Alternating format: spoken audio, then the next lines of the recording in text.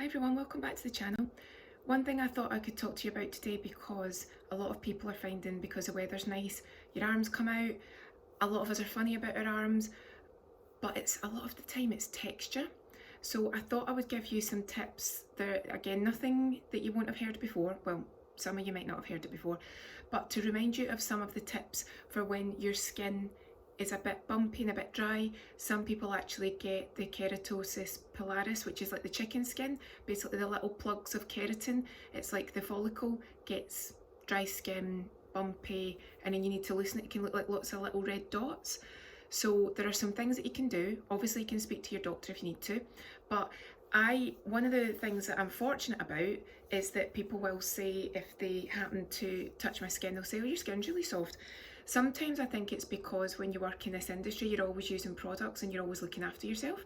But other times I think it's maybe because I do know that if for any reason I did start to get the dimpling and the dryness, I would know what to do. And there are times, obviously, when you think, oh, skin's looking a little bit dry, skin's looking a bit different to usual, and then you'll change your routine. So let me show you some of the things that I use. Again, you'll go, oh yeah, I've seen you use that before, or I use that. First one, all the time, body brush. So every day I do it, you don't have to do it every day, but body brush up the arm, and it's quite firm bristles. You do it before a bath or a shower. You work in the venous return, so we're working up the arm. I can already see a bit of redness there. You're not putting a particular amount of pressure on, it's the bristles that are doing it. So it's boosting circulation, boosting lymphatic drainage, but it's also helping to stop the build-up of dry skin. So look, I've got a little bit of redness there because the body brush really does work. Right, the other thing you can do, now these are cheap and cheerful products, they're keratin, salicylic acid. You can get any salicylic acid products, it doesn't have to be these either, it could be glycolic, something that you can use on the area to help prevent the build-up of the dry skin, of the plugs in the little follicles. So this is a foaming clay cleanser, it's meant for the face, but if you can't find something that's suitable for the body, then by all means use this on those targeted areas. Just put it on and give it a wash with that. That'll help. Again, follow the instructions. You don't need to do it every day though, and then follow your routine. Also, there's another keratin one, salicylic acid, and it's just the 2% salicylic. So again, meant for the face, but by all means you could use it on targeted areas of the body. Or if you want to actually do a prevention treatment, if you've got it under control, then you can just maybe put this on once or twice a week when you're doing your face, any residue that's left over onto the skin.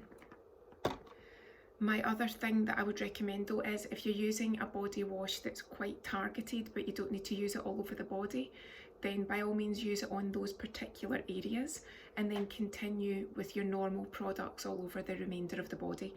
If you feel that you're overdoing it on an area and you're drying it out, then you can make sure that you use something just to go over it that's quite moisturising. This is just a Kopari hydrating body wash, because if you're using something that's quite targeted and quite drying, then you might want to then go over once you're done, or on the individual separate days where you're not doing that, use something that's quite hydrating and moisturising so that you don't go in the other direction. Then make sure that you moisturise. So you don't want to be just using products all the time, trying to get rid of that redness, trying to get rid of the dots. And all it is a drying product followed by a drying product followed by a drying product. Make sure you add in something moisturising too. So I like this because it's a moisturising gel. Moisturisers don't always have to be oily or emulsions or lotions. Sometimes you can use gels. So the good thing about a gel is you've used your treatment products, you're not overloading the area, but I'm putting my moisturiser on. Obviously I'm not talking about SPFs and things like that today, but you know to do that. Moisturiser's on, it's a gel or sorted. So don't always feel that you've got to use only one specific product. It's only this for that, it's only this for that. Make sure you don't give yourself additional problems because you've overworked that area, or you've dried it out, or you've sensitised it. So look, moisturising gel, that's it. And my last one, oldie but goodie, if you're doing any self-massage and you really want to try and keep that moving, you know, make sure that you're loosening any dryness before the plugs can occur, then I love these little vacuum suction cups, because again, you can just vacuum suction up the area. Now I'll actually need to put a little bit more of this on. I was too hasty making sure that I'd actually rubbed it in. So there you go, I've got some emollient there now. So you can vacuum suction up, because I have got my lymph nodes under the arm. I mean, you could go down, but I prefer to go up.